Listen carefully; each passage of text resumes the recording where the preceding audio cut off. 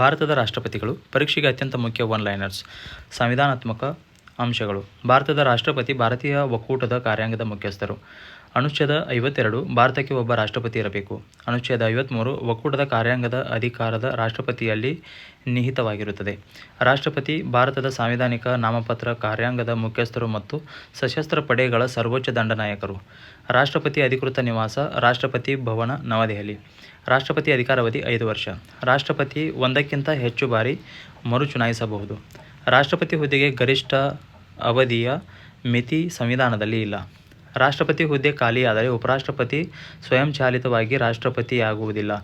ಉಪರಾಷ್ಟ್ರಪತಿ ಕಾರ್ಯನಿರ್ವಹಿಸುವ ವ್ಯವಸ್ಥೆಯು ಸಂವಿಧಾನದಲ್ಲಿ ಇಲ್ಲ. ಅಂತಹ ಸಂದರ್ಭದಲ್ಲಿ ಮುಖ್ಯ ನ್ಯಾಯಮೂರ್ತಿ ಲಭ್ಯವಿರುವ ಹಿರಿಯ ಸುಪ್ರೀಂ ಕೋರ್ಟ್ ನ್ಯಾಯಮೂರ್ತಿ ಪ್ರಮಾಣ ವಚನ ಬೋಧಿಸಿ ಹೊಸ ರಾಷ್ಟ್ರಪತಿ ಆಯ್ಕೆಯಾಗುವವರೆಗೆ ವ್ಯವಸ್ಥೆ ನಡೆಯುತ್ತದೆ. ರಾಷ್ಟ್ರಪತಿ ಚುನಾವಣೆ. ರಾಷ್ಟ್ರಪತಿಯನ್ನು ನೇರವಾಗಿ ಜನರು ಆಯ್ಕೆ ಮಾಡುವುದಿಲ್ಲ. ರಾಷ್ಟ್ರಪತಿಯನ್ನು ಚುನಾವಣಾ ಮಹಾವಿದ್ಯಾಲಯ ಎಲೆಕ್ಟ್ರಲ್ ಕಾಲೇಜ್ ಆಯ್ಕೆ ಮಾಡುತ್ತದೆ. ಚುನಾವಣಾ ಮಹಾವಿದ್ಯಾಲಯದಲ್ಲಿ ಲೋಕಸಭೆ ಮತ್ತು ರಾಜ್ಯಸಭೆ ಚುನಾಯಿತ ಸದಸ್ಯರು ಭಾಗವಹಿಸುತ್ತಾರೆ. ರಾಜ್ಯಗಳ ವಿಧಾನಸಭೆಗಳ ಚುನಾಯಿತ ಸದಸ್ಯರು ಕೂಡ ಭಾಗವಹಿಸುತ್ತಾರೆ. ದೆಹಲಿ ಮತ್ತು ಪುದುಚೇರಿ ವಿಧಾನಸಭೆಗಳ ಚುನಾಯಿತ ಸದಸ್ಯರು ಕೂಡ ರಾಷ್ಟ್ರಪತಿ ಚುನಾವಣೆಯಲ್ಲಿ ಭಾಗವಹಿಸುತ್ತಾರೆ. ನಾಮನಿರ್ದೇಶನ ಸಂಸದರು ರಾಷ್ಟ್ರಪತಿ ಚುನಾವಣೆಯಲ್ಲಿ ಮತ ಚಲಾಯಿಸುವುದಿಲ್ಲ. ವಿಧಾನ ಪರಿಷತ್ ಸದಸ್ಯರು ರಾಷ್ಟ್ರಪತಿ ಚುನಾವಣೆಯಲ್ಲಿ ಮತ ಚಲಾಯಿಸುವುದಿಲ್ಲ. ರಾಷ್ಟ್ರಪತಿ ಚುನಾವಣೆಯಲ್ಲಿ ಪ್ರಮಾಣಾನುಪಾತ ಪ್ರಾತಿನಿಧ್ಯ ಪದ್ಧತಿ ಪ್ಲಸ್ ಏಕ ವರ್ಗಾಯಿಸಬಹುದಾದ ಮತ್ತು ಸಿಂಗಲ್ ಟ್ರಾನ್ಸ್ಲೇಷನ್ ವೋಟ್ ಬಳಸಲಾಗುತ್ತದೆ. ರಾಷ್ಟ್ರಪತಿ ಚುನಾವಣೆಯ ಮತದಾನ ರಹಸ್ಯ ಮತದಾನದ ಮೂಲಕ ನಡೆಯುತ್ತದೆ.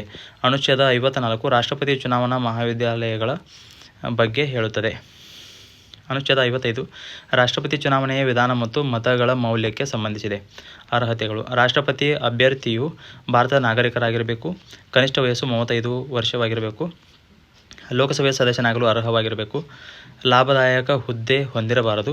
ರಾಷ್ಟ್ರಪತಿ ಅಭ್ಯರ್ಥಿಗೆ 50 ಪ್ರಸ್ತಾಪಕರು ಮತ್ತು 50 ಅನುಮೋದಕರು ಅಗತ್ಯ. ರಾಷ್ಟ್ರಪತಿಯ ಪ್ರಮಾಣ ವಚನವನ್ನು ಭಾರತದ ಮುಖ್ಯ ನ್ಯಾಯಮೂರ್ತಿ ಬೋಧಿಸುತ್ತಾರೆ. ಅವರು ಲಭ್ಯವಿಲ್ಲದಿದ್ದರೆ ಸುಪ್ರೀಂ ಕೋರ್ಟ್ನ ಲಭ್ಯವಿರುವ ಹಿರಿಯ ನ್ಯಾಯಮೂರ್ತಿ ಬೋಧಿಸುತ್ತಾರೆ. ರಾಷ್ಟ್ರಪತಿಯ ಅಧಿಕಾರಾವಧಿ. ರಾಷ್ಟ್ರಪತಿ ಪ್ರಧಾನಮಂತ್ರಿಯವರನ್ನು ನೇಮಿಸುತ್ತಾರೆ. ಪ್ರಧಾನಮಂತ್ರಿಯ ಸಲಹೆ ಮೇರೆಗೆ ಇತರ ಕೇಂದ್ರ ಸಚಿವರನ್ನು ನೇಮಿಸುತ್ತಾರೆ. ರಾಷ್ಟ್ರಪತಿ ಅಟಾರ್ನಿ ಜನರಲ್, CAG, ಚುನಾವಣಾ ಆಯುಕ್ತರು, UPSC ಸದಸ್ಯರು ಮುಂತಾದ ಪ್ರಮುಖ ಸಂವಿಧಾನಾತ್ಮಕ ಅಧಿಕಾರಗಳನ್ನು ನೇಮಿಸುವ ಅಧಿಕಾರ ಹೊಂದಿದ್ದಾರೆ. ಸಂಸತ್ತಿನ ಅಧಿವೇಶನವನ್ನು ಕರೆಸಬಹುದು ಮತ್ತು ಮುಂದೂಡಬಹುದು. ಲೋಕಸಭೆಯನ್ನು ವಿಸರ್ಜಿಸಬಹುದು. ಸಂಸತ್ತಿನ 2 ಸದನಗಳ ಸಭೆ ನಡುವೆ ಗರಿಷ್ಠ 6 ತಿಂಗಳುಗಳಿಗಿಂತ ಹೆಚ್ಚು ಅಂತರ ಇರಬಾರದು. ರಾಷ್ಟ್ರಪತಿ ಸಂಸತ್ತಿನ 2 ಸದನಗಳನ್ನು ಉದ್ದೇಶಿಸಿ ವಿಶೇಷ ಭಾಷಣ ಮಾಡಬಹುದು.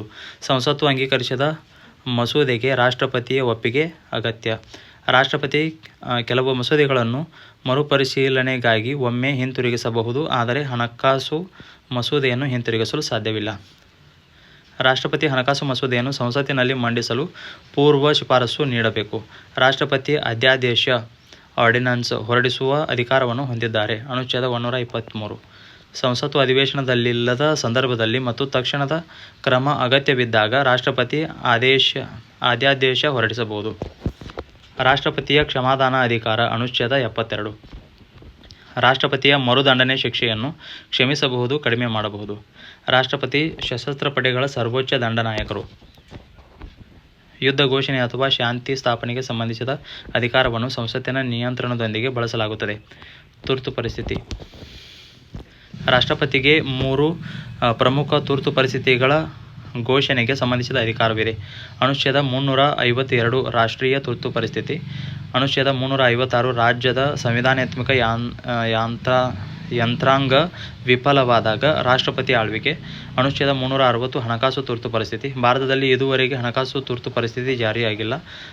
ರಾಷ್ಟ್ರೀಯ ತುರ್ತು ಪರಿಸ್ಥಿತಿಯನ್ನು ಯುದ್ಧ, ಬಾಹ್ಯ ಆಕ್ರಮಣ ಅಥವಾ ಸಶಸ್ತ್ರ ದಂಗೆ ಆಧಾರದ ಮೇಲೆ ಘೋಷಿಸಲಾಗುತ್ತದೆ. ರಾಷ್ಟ್ರಪತಿ ಪದಚ್ಯುತಿ. ರಾಷ್ಟ್ರಪತಿಯನ್ನು ಸಂವಿಧಾನದ ಉಲ್ಲಂಘನೆಗಾಗಿ ಮಹಾಭಿಯೋಗ ಮೂಲಕ ಪದಚ್ಯುತಗೊಳಿಸಬಹುದು. ಮಹಾಭಿಯೋಗ ಪ್ರಕ್ರಿಯೆಯನ್ನು ಸಂಸತ್ತಿನ ಯಾವುದೇ ಸದನ ಆರಂಭಿಸಬಹುದು. ಮಹಾಭಿಯೋಗದ ಆರಂಭವನ್ನು ಒಂದು ಸದನ ಅಂಗೀಕರಿಸಿದ ನಂತರ ಮತ್ತೊಂದು ಸದನ ತನಿಖೆ ಪರಿಶೀಲನೆ ನಡೆಸುತ್ತದೆ. ಮಹಾಭಿಯೋಗ ಅಂಗೀಕಾರಕ್ಕೆ ಸದನದ ಒಟ್ಟು ಸದಸ್ಯರ ಬಹುಮತ ಮತ್ತು ಹಾಜರಿದ್ದು ಮತ ಹಾಜರಿದ್ದು ಮತ ಚಲಾಯಿಸುವ ಸದಸ್ಯರ ಕನಿಷ್ಠ ಸಂಖ್ಯೆ 2/3 ಬಹುಮತ ಅಗತ್ಯ. ಭಾರತದ ರಾಷ್ಟ್ರಪತಿಗಳು. ಭಾರತದ ಮೊದಲ ರಾಷ್ಟ್ರಪತಿ ಡಾಕ್ಟರ್ ರಾಜೇಂದ್ರ ಪ್ರಸಾದ್. ಡಾಕ್ಟರ್ ರಾಜೇಂದ್ರ ಪ್ರಸಾದ್ ಅವರು 2 ಅವಧಿಗೆ ಆಯ್ಕೆಯಾದ ಏಕೈಕ ರಾಷ್ಟ್ರಪತಿ. ಭಾರತದ ಮೊದಲ ಉಪರಾಷ್ಟ್ರಪತಿ ಡಾಕ್ಟರ್ ಸರ್ವಪಲ್ಲಿ ರಾಧಾಕೃಷ್ಣನ್. ಭಾರತದ ಮೊದಲ ಮುಸ್ಲಿಂ ರಾಷ್ಟ್ರಪತಿ ಡಾಕ್ಟರ್ ಜಾಕಿರ್ ಹುಸೇನ್. ಭಾರತದ ಮೊದಲ ಮಹಿಳಾ ರಾಷ್ಟ್ರಪತಿ ಪ್ರತಿಭಾ ದೇವಿ ಸಿಂಗ್ ಪಾಟೀಲ್. ಭಾರತದ ಮೊದಲ ದಲಿತ ರಾಷ್ಟ್ರಪತಿ KR ನಾರಾಯಣ್. ಭಾರತದ ಮೊದಲ ವಿಜ್ಞಾನಿ ರಾಷ್ಟ್ರಪತಿ ಡಾಕ್ಟರ್ APJ ಅಬ್ದುಲ್ ಕಲಾಂ. ಭಾರತದ ಪ್ರಸ್ತುತ ರಾಷ್ಟ್ರಪತಿ ದ್ರೌಪದಿ ಮುರ್ಮು. ದ್ರೌಪದಿ ಮುರ್ಮು ಅವರು ಭಾರತದ 15ನೇ ರಾಷ್ಟ್ರಪತಿ.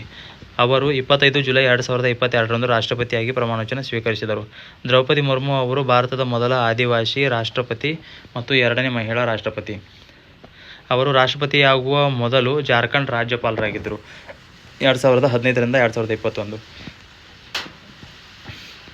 ಆರ್ಟಿಕಲ್ 52 ರಾಷ್ಟ್ರಪತಿ ಬಗ್ಗೆ ಹೇಳ್ತದೆ. 53 ಕಾರ್ಯಾಂಗದ ಅಧಿಕಾರ, 54 ಚುನಾವಣೆ, 55 ಚುನಾವಣಾ ವಿಧಾನ, 56 5 ವರ್ಷದ ಅಧಿಕಾರಾವಧಿ, 58 ಅರ್ಹತೆ, 61 ಮಹಾಭಿಯೋಗ, 72 ಕ್ಷಮಾದಾನ, 123 ಅಧ್ಯಾದೇಶ, 352 ರಾಷ್ಟ್ರೀಯ ತುರ್ತು ಪರಿಸ್ಥಿತಿ, 353 ರಾಷ್ಟ್ರಪತಿ ಆಳ್ವಿಕೆ, 360 ಹಣಕಾಸು ತುರ್ತು ಪರಿಸ್ಥಿತಿ. ಮೊದಲ ರಾಷ್ಟ್ರಪತಿ ಡಾಕ್ಟರ್ ರಾಜೇಂದ್ರ ಪ್ರಸಾದ್. 2ನೇ ಬಾರಿ ಆಯ್ಕೆಯಾದ ಏಕೈಕ ರಾಷ್ಟ್ರಪತಿ ರಾಜೇಂದ್ರ ಪ್ರಸಾದ್. ಮೊದಲ ಮಹಿಳಾ ರಾಷ್ಟ್ರಪತಿ ಪ್ರತಿಭಾ ದೇವಿ ಸಿಂಗ್ ಪಾಟೀಲ್. ಪ್ರಸ್ತುತ ಮತ್ತು 15ನೇ ರಾಷ್ಟ್ರಪತಿ ದ್ರೌಪದಿ ಮುರ್ಮು.